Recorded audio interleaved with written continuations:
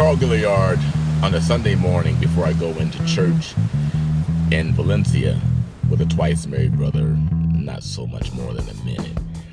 So this morning on my mind was, the heart of the divorced man. Over the last 3 or 4 years, God has weaved and intersected into my life many men who have gone through divorces, many of them very tumultuous and kind of crazy. And you hear these men's stories and you find out that you aren't alone. You find out that there are a lot of men who have been really beat down and kind of used up and just find themselves kind of lost in life after their divorces. Some, like me, have found a way to marry again and find love. A couple have, but many more are languishing. They have problems trusting women. They kind of sleep around. They say they would never marry again. They doubt if there's any good women out there for them. They doubt their ability to be a good husband to anybody. Now that's kind of where I was. I was in that place where I didn't think that I had the ability to not just choose the right woman for me, but also take care of a wife in the way that I wanted to in terms of money and all that stuff, because of what I do for a living. And this is my choice, What I do is my choice. So, but nonetheless, it's not a good husband profession. So during the time that I was going through my time, I was blessed to be discipled by 3 pastors. These were men who were strong men in their own right, independent thinkers, men of God, and also are all married. So one of them I was having lunch with one time, and I was going through the whole thing. I was saying to him, Pastor, I don't think that I can be a husband to anybody. Forget the fact that I can't choose correctly for me.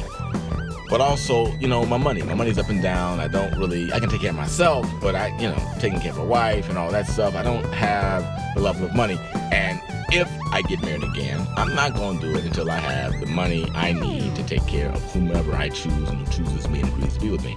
Went on this pitiful rant for about 5-10 minutes. And when I was done, he looked at me and he said 3 words. He said, "Don't do that."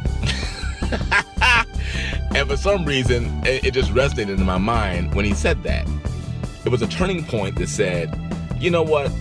Yes, it's good for men to earn a living and make good money. That is not the point. But the point is don't let that stop you if the right woman comes along and wants to get on board with life with you and wants to roll with you where you are.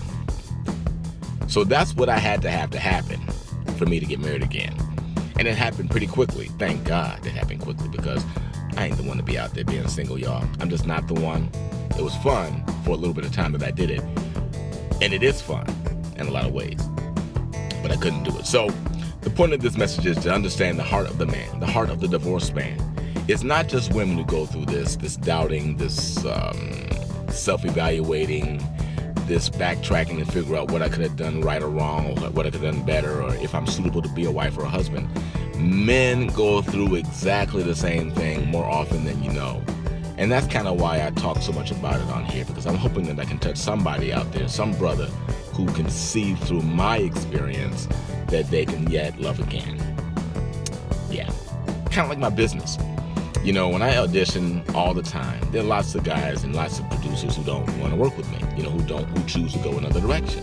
But there's also people who want to work with me, who choose to go in the direction that I do and what on the production, what I bring. And those are the ones you go with. All right, Carl Gilliard with a twice married brother, about 4.5 minutes.